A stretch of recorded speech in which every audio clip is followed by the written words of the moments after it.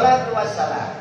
Ada suatu hadis yang diriwayatkan oleh Anas bin Malik anin Nabi sallallahu alaihi wasallam, bahwasanya baginda Nabi Muhammad sallallahu alaihi wasallam berkata, la yastaqimu imanul abdi hatta yastaqima qalbuh, wa la yastaqima qalbuh hatta yastaqima lisanuh, wa la yadkhulu al-mu'minuna al-jannata hatta ya'mana jarrah.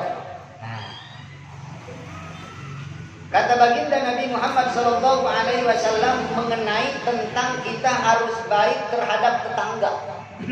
Ya.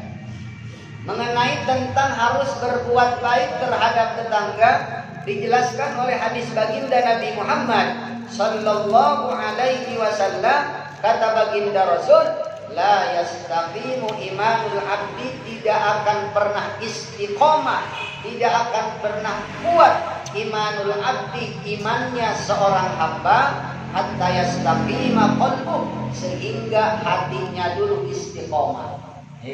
Mas ya. Jadi yang pertama, iman kita ini tidak akan pernah kuat, tidak akan pernah istiqomah, sehingga hati kitanya dulu istiqomah. Karena mau ngaji aja kadang-kadang bagaimana kata hati, ya, bener gak? Malas banget loh, malas. Hati kita mengatakan seperti itu, maka hati dulu.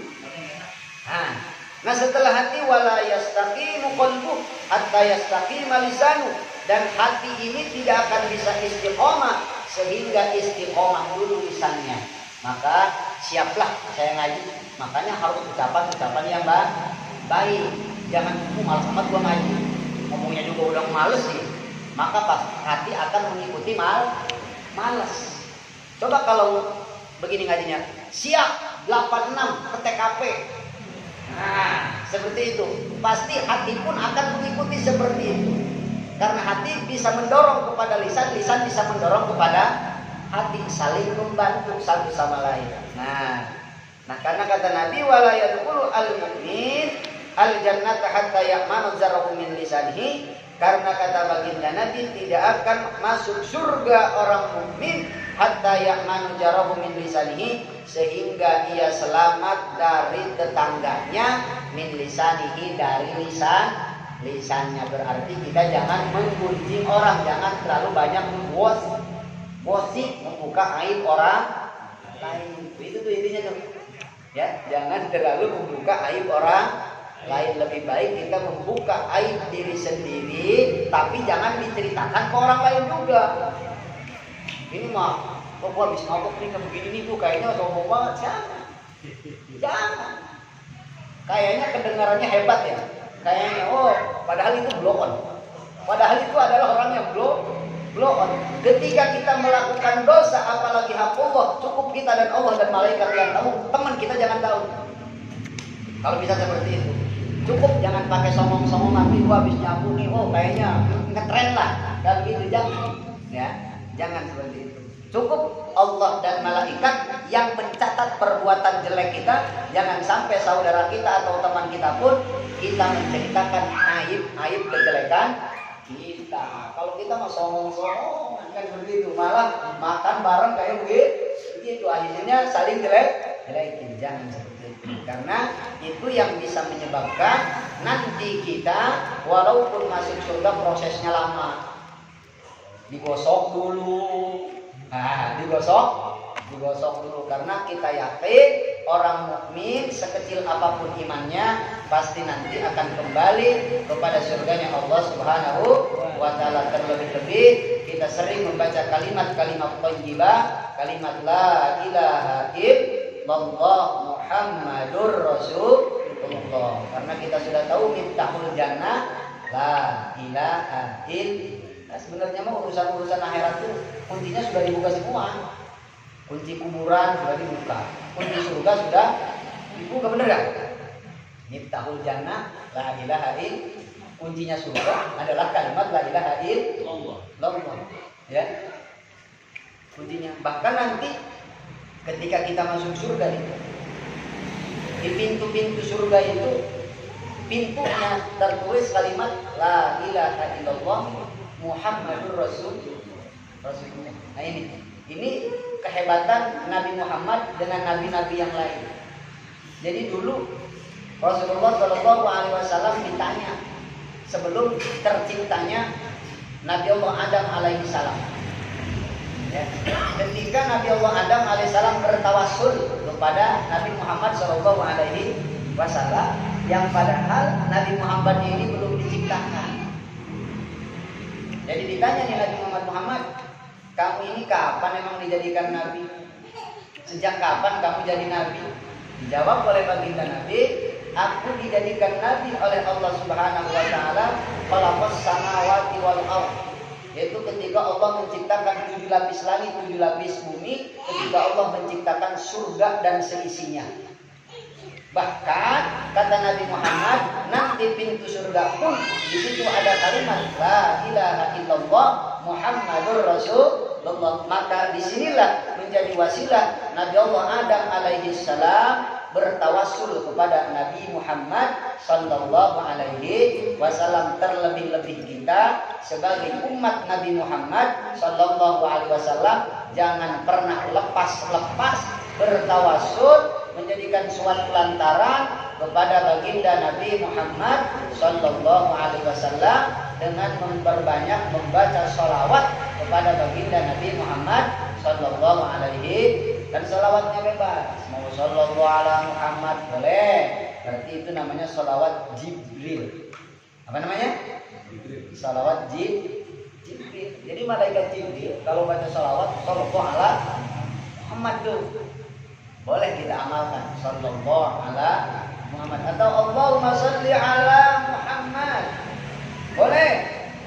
Nah, ini yang diajarkan oleh malaikat Jibril kepada baginda Nabi. Allahumma sholli ala Muhammad.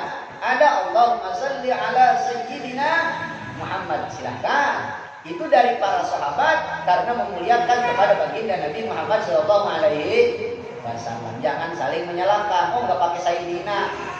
Boleh saja.